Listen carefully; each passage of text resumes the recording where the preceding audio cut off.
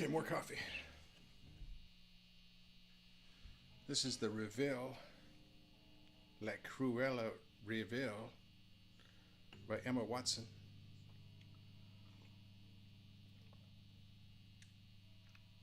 Hold on a second.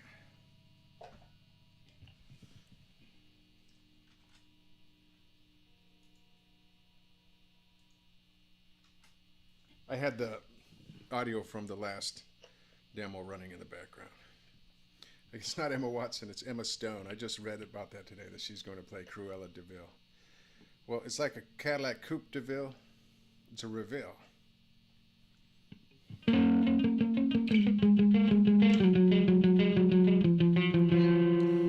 Now, in theory, this is my favorite guitar. It's got some heft. I love the shape. P90s, yeah. But I think this one buzzes a little bit. Let me go. I'm going to turn up the overdrive on this. I'm still using the California Classic like I used for the Maverick.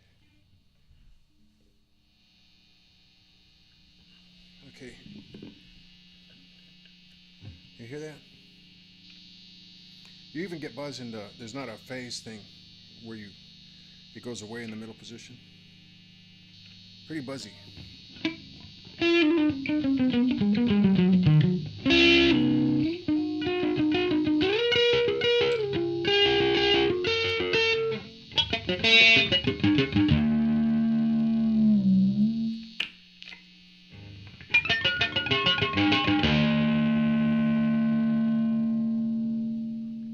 Okay, it's still the... It is yet. Well, let's go a little crazy, man. We got our Tom's line. Did I call it a Tom's delay earlier? Tom's line. That is a little crazy, isn't it?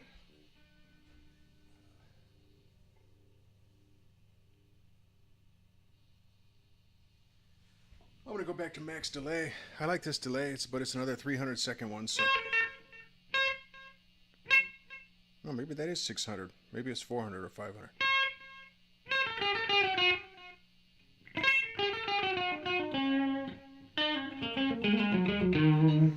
Now, as an aside, this Tom's line is an ADL1, I believe.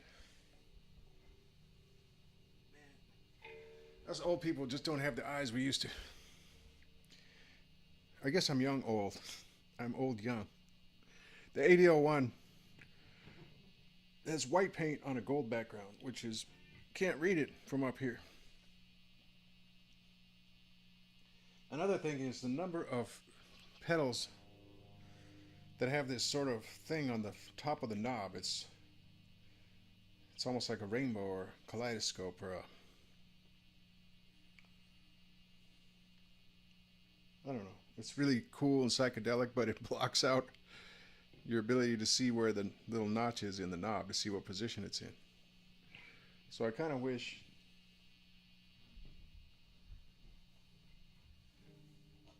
Well, you know, speaking of the pedals, I've been demoing these a little bit with the guitar demos today. You see, big black knob with a white stripe notched into it. That is visible.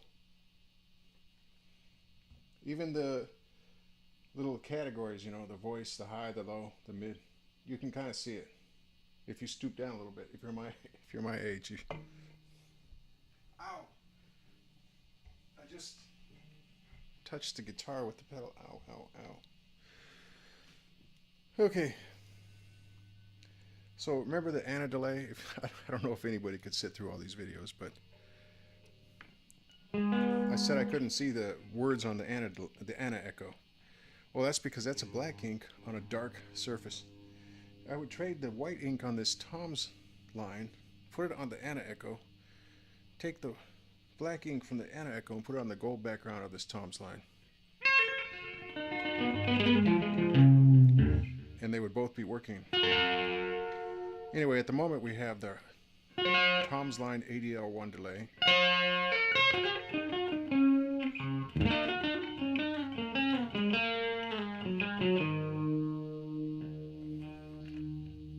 With the Reville Q90 guitar These are after the California sound. I'm using it as kind of as a distortion instead of an amp sim.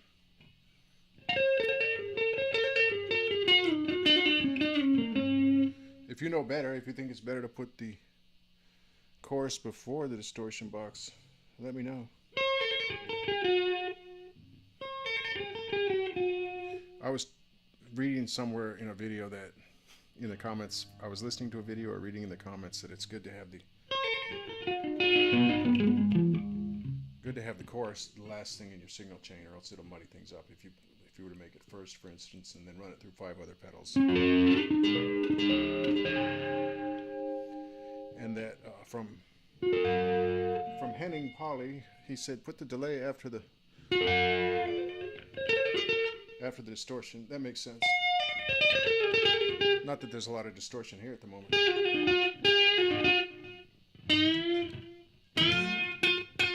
Hard to get the 1.5 bend there. This is a set of 11s from Monoprice with a wound G.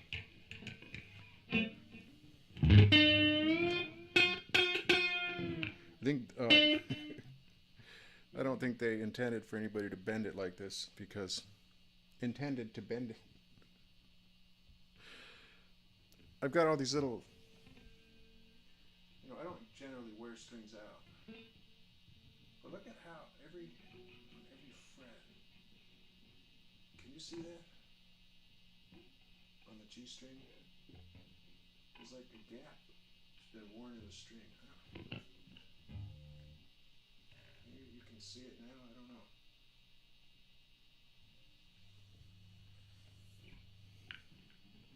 Maybe these frets are not smooth, but they feel smooth. Oh, I like this guitar. As a matter of fact, I was going to say, in theory, this is my favorite guitar. It's kind of got the old, sort of, what's the Gibson? The Firebird? Or even more so, the old Jaguar Jazzmaster sort of thing. It's got the P90s. It's just retro. Man. It just screams retro. And I think it's kind of a little funny too. I mean, because I guess ideally you would use white covers, right, to match the knobs and the thing. Wow, I'm getting into the cosmetics of guitars. I never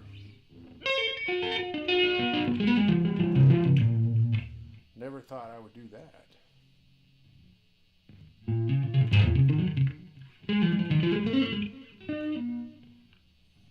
Okay, check this out. Got about 7 minutes before I wrap up this series of videos. The only other guitars I have that I could review are another Davison, which I've already reviewed, and another Monoprice S guitar that I've already done. I got a white one that I could review, but I already reviewed the black one. Okay, check this out. You do like a half step and then a third on separate strings. Like, okay. So D, E, F sharp, G, F sharp, G, B, D.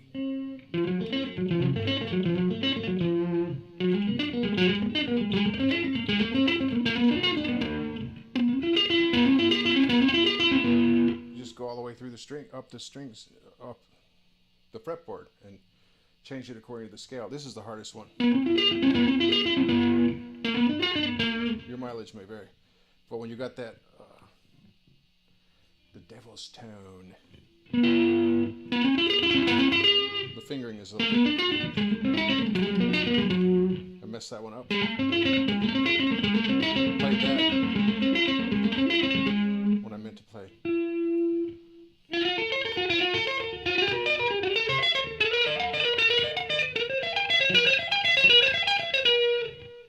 Okay, then there's the opposite. You do the third on the lower string and the second on the higher string.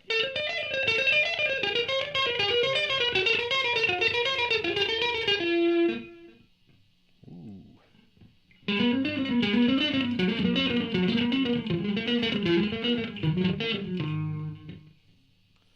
And if you get your mechanics together, like mine could have been or used to be, or any number of things. Ooh.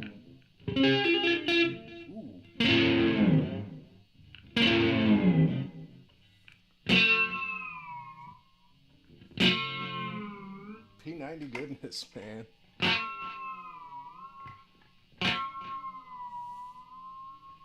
So then we have our thirds.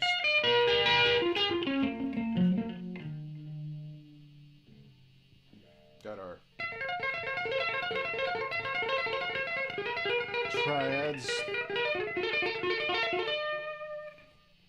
Just very rudimentary tapping.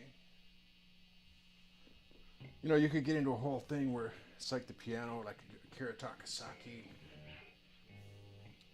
and you can have like lines going in the lower and higher strings, you know, together. But you can do some stuff. Like here's the Hopper Teacher, the sextuplets.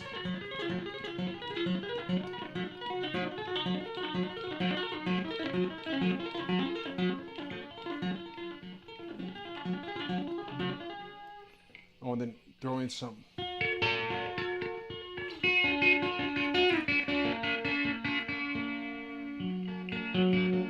augmented goodness. Augmented sounds to me like very ethereal. And you can do your whole tones with the augmented, you know, the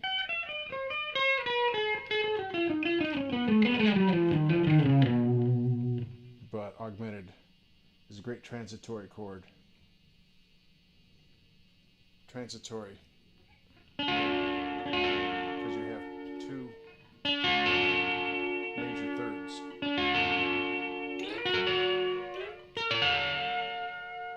And you can't really make a seventh out of major thirds. It just keeps going around and around, up and down the octaves. It's like your doubly diminished seventh. I think in jazz they would just call it a diminished seventh. And then they would call, in classical, a diminished minor seventh would be a half diminished seventh in jazz. Even the symbology is a little bit different. Okay, anyway, you have your doubly diminished seventh.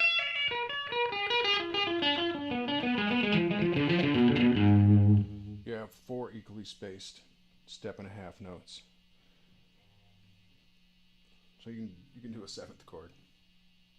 Let's see.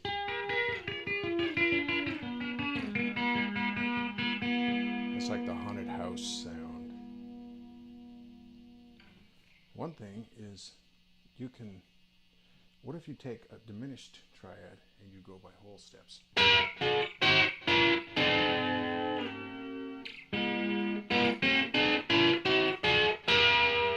So you get both your step and a half moves and then your whole step and your 2-step moves. Your step and a half intervals and your whole step or 2-step intervals.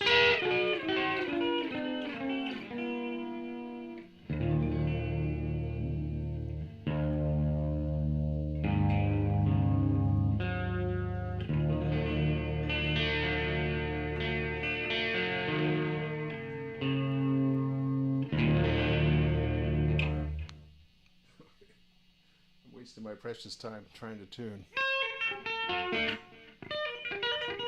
So you learn your triads.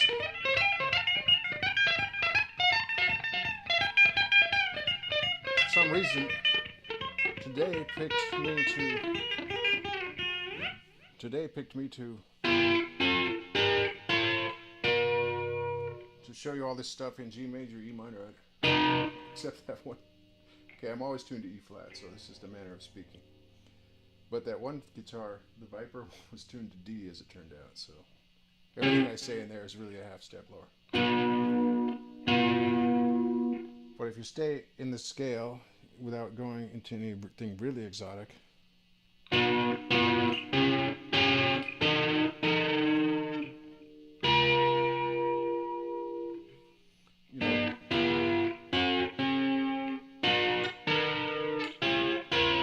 that's always a fun one.